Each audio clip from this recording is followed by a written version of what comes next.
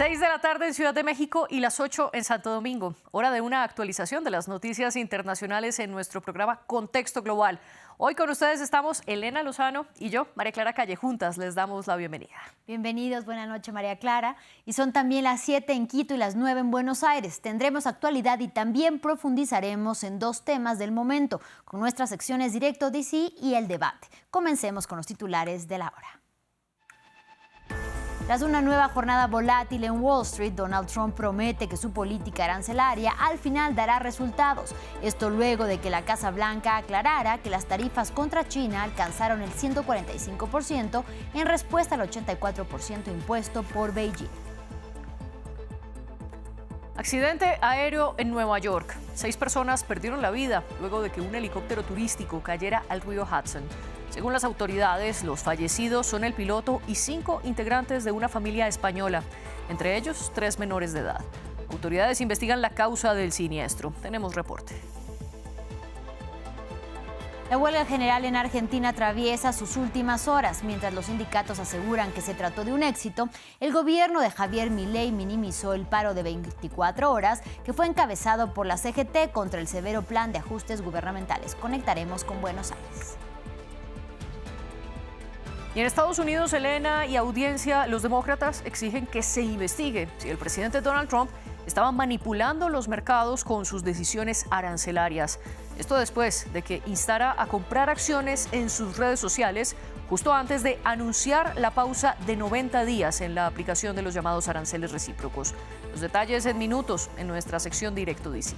Mientras tanto, María Clara, audiencia en el debate, hablaremos de la CELAC, el organismo que reúne a 33 países de América Latina y también del Caribe, terminó su cumbre en Honduras con la promesa de unirse ante los aranceles impuestos por Donald Trump.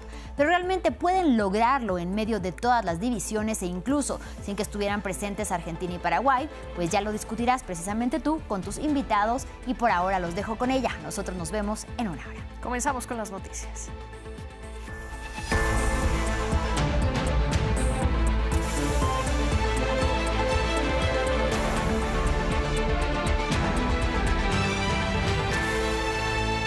Comenzamos hablando de Estados Unidos. Wall Street cerró su jornada con fuertes caídas, marcadas por el temor a una escalada en la guerra comercial abierta entre Washington y Beijing. Este jueves, la Casa Blanca aclaró que el arancel total aplicado a los productos importados desde China será un total de 145%. Esto en respuesta a la tarifa del 84% impuesta por el gigante asiático a los productos estadounidenses. Pese a esta respuesta de los mercados, Donald Trump aseguró que su política arancelaria al final dará resultados. Les contamos en este informe. Bajaron, subieron y ahora volvieron a bajar. Las acciones estadounidenses volvieron a desplomarse este jueves, al igual que las inversiones. Los analistas continuaron evaluando el impacto de la guerra comercial de Donald Trump en la economía global. Al ser preguntado sobre la actual crisis, el presidente estadounidense reconoció que su estrategia podría tardar en dar frutos. De nuevo, habrá un costo y problemas de transición, pero al final todo irá bien, será algo hermoso. La decisión de Trump de suspender los nuevos aranceles de gran alcance durante 90 días, tan solo un día después de su entrada en vigor, desencadenó el episodio más intenso de volatilidad en los mercados desde la pandemia de COVID-19. La medida inicialmente pareció tranquilizar a los inversores, pero las preocupaciones resurgieron a última hora del jueves y con los mercados sin poder predecir el próximo movimiento de Trump. También existía preocupación sobre cómo un arancel del 145% para China, el único país no incluido en la pausa de 90 días, afectaría a la economía estadounidense.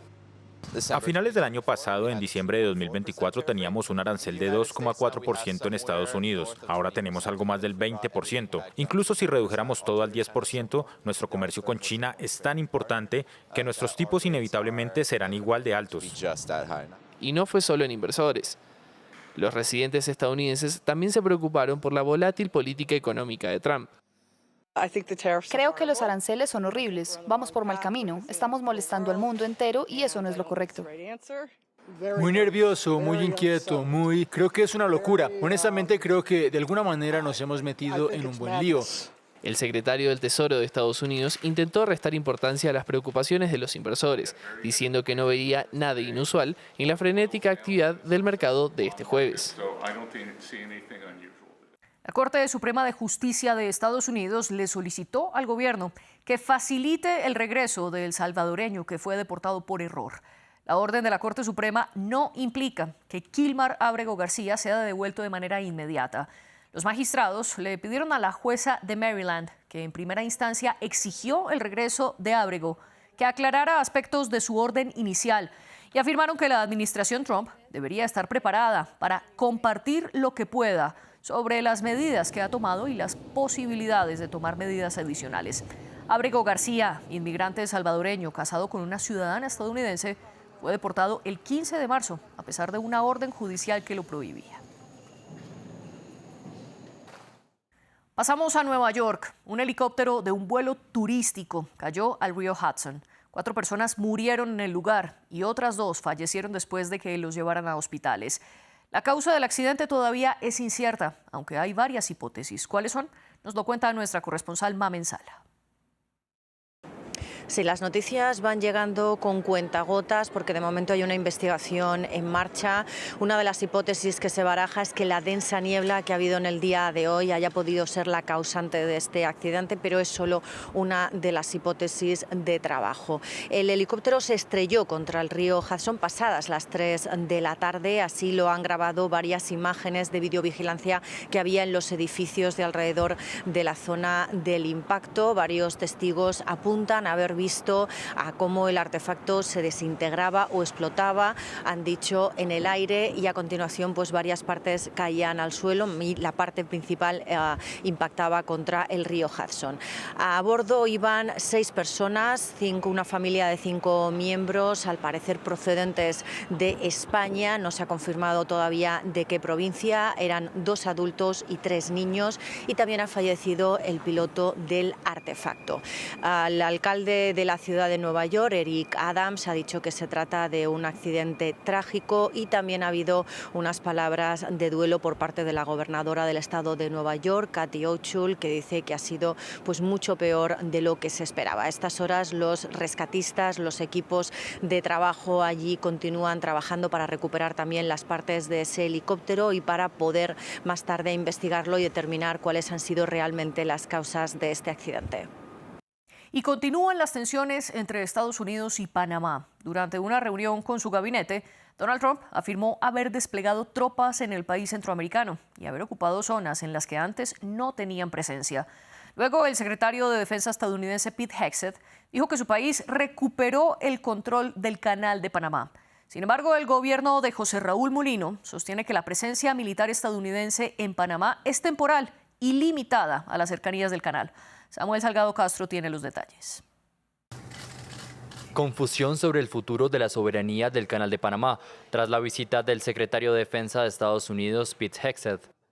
El gobierno panameño afirmó que Hegseth y Mulino firmaron una declaración conjunta en la que respetaban la neutralidad de la vía interoceánica y la búsqueda de un esquema de costos neutral a los buques de guerra de Estados Unidos y de cualquier país.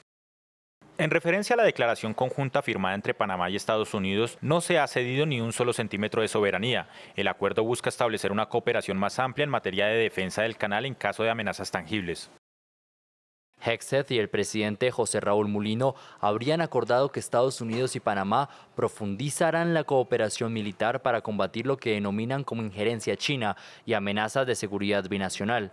Pero críticos de Mulino denunciaron que la declaración conjunta en realidad prevé la gratuidad de los peajes a buques de guerra estadounidenses y el asentamiento de bases militares de Washington, denuncias que según el canciller panameño representan una táctica de desinformación de la oposición. Esto en medio de críticas por presunta cesión de soberanía. En el acuerdo que vamos a hacer público no se menciona la palabra bases, no hay un uso exclusivo y siempre se va a respetar la Constitución de la República y el Tratado de Neutralidad. Es rotundamente falso que nosotros hayamos cedido la soberanía.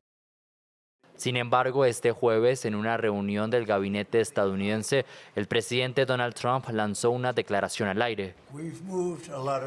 Hemos trasladado muchas tropas a Panamá y hemos ocupado algunas zonas que antes solíamos tener y ya no, pero ahora las tenemos y creo que están muy bien controladas, ¿verdad? Hegseth concordó, a pesar de que el miércoles hizo un reconocimiento público a la soberanía panameña al concluir su visita. En República Dominicana, el gobierno decidió extender por 3 días más el duelo nacional y lanzar una comisión para investigar por qué colapsó el techo de la discoteca Jet Set. Este grupo incluirá expertos nacionales e internacionales, como anunció el portavoz del Ejecutivo Homero Figueroa. El accidente ocurrido el pasado 8 de abril ya deja por lo menos 221 muertos. Entre las víctimas también hay una colombiana y 3 personas con doble nacionalidad, dominicanas y españolas. Otro de los fallecidos fue el cantante de merengue Ruby Pérez, a quien sepultaron este jueves. Escuchemos a algunos de los asistentes al funeral. Fue uno de los mejores cantantes de acá, de República Dominicana, representante. Le cantaba estar aquí en su país, pero también le gustaba estar en Venezuela. Y siempre dio una buena sonrisa, siempre estuvo ahí. Él quiso siempre ser pelotero, pero no fue. Bueno, la importancia de este país, que perdió un hijo. Perdió un hijo y perdimos un hermano, todo, porque un ídolo de nosotros, mi ídolo. El hombre que yo amaba por su voz, cosas, porque la gente a mí me decía, Rubifero, donde quiera que yo doblaba, y todo el mundo. Entonces, eso me trajo hacia quien. Este jueves fue día de huelga general en Argentina, la tercera que convocan los sindicatos contra las medidas del gobierno de Javier Milei. Esta acción sindical de 36 horas, liderada por la Confederación General del Trabajo, inició desde el miércoles con la manifestación frente al Congreso, en ese entonces para acompañar la marcha semanal de los jubilados, quienes protestan por el bajo monto que reciben al retirarse. Conectemos con nuestro corresponsal en Buenos Aires, Natalio Cosoy. Natalio, buenas noches. Cuéntenos cuál es el balance de esta manifestación. Hola, ¿qué tal? Buenas noches. Bueno, a ver, lo más importante en este tipo de manifestaciones, de movilizaciones, que son los paros, es que se corte el transporte. Cuando se corta el transporte, los trabajadores no se pueden movilizar. Fue muy importante, por ejemplo, el corte de los trenes. Eso impidió que les resultara fácil a quienes vienen desde las afueras de la ciudad de Buenos Aires, por ejemplo, a la ciudad de Buenos Aires. También se cortó el metro, que aquí se llama subte en Argentina. Lo que no se cortó fue el transporte de buses o colectivos en Argentina. ¿Por qué? Porque el sindicato de los conductores dijo que está en negociaciones con el gobierno y por lo tanto no estaba en condiciones, por el tipo de negociación que se lleva adelante, de parar. ¿Y qué es lo que se vio? Bueno, por supuesto, en las dependencias oficiales hubo una paralización importante de todo lo que tiene que ver con sectores del Estado. También hubo una paralización en los bancos. En el comercio fue más dispar. Hubo comercios abiertos, hubo comercios cerrados. En la industria, habitualmente los gremios, los sindicatos de la industria tienen mucho poder de convocatoria y pueden paralizar el sector industrial, pero se puede decir que el paro depende por dónde uno se movía y qué necesitaba hacer, se encontraba con un paro más fuerte o menos fuerte. Y un punto que me parece importante destacar es que entre el 35 y el 40% de los trabajadores en Argentina están en la economía informal, son trabajadores informales y por lo tanto no dependen de los sindicatos, no tienen la protección de los sindicatos y al mismo tiempo no están en condiciones de parar en las mismas condiciones en que lo está una persona que pertenece a un sindicato de alguna rama de la industria. Y eso también tiene que ver en estas épocas, en este país, con la eficacia, con la contundencia que puede tener un paro como el de este jueves en Argentina. Y después de este balance y esta huelga, ¿qué es lo que han dicho al respecto tanto el gobierno de Javier Milei como los sindicatos? Bueno, los sindicatos, la Confederación General del Trabajo, que fue la que convocó, que es la principal central sindical que nuclea a muchos sindicatos en Argentina, dijo que fue un éxito rotundo. Pero eso es esperable y es también esperable lo que pasó del otro lado. Desde el gobierno dijeron que no fue un éxito, que no logró el objetivo de paralizar al país de la manera en que lo esperaban y el gobierno también tuvo algunas palabras muy fuertes. Dijeron que este era un paro de la casta sindical, que están los dirigentes sindicales atrincherados en el poder y cuidando sus privilegios, pero también dijeron, a pesar de decir que había sido un fracaso, que había costado 880 millones de dólares a los argentinos por la paralización de sectores de la economía. Así que, como suele ocurrir en estos casos, versiones de uno y otro lado. Lo que sí es cierto es que hubo un nivel de movimiento más alto, que si hubiera habido también un paro de transporte de buses, de colectivos, que eso generó la posibilidad de que muchos que querían llegar a su trabajo sí lo pudieran hacer a pesar de la interrupción de otros medios de transporte centrales en el sistema de transporte en Argentina, especialmente en la zona metropolitana de Buenos Aires. Natalio, gracias por este reporte.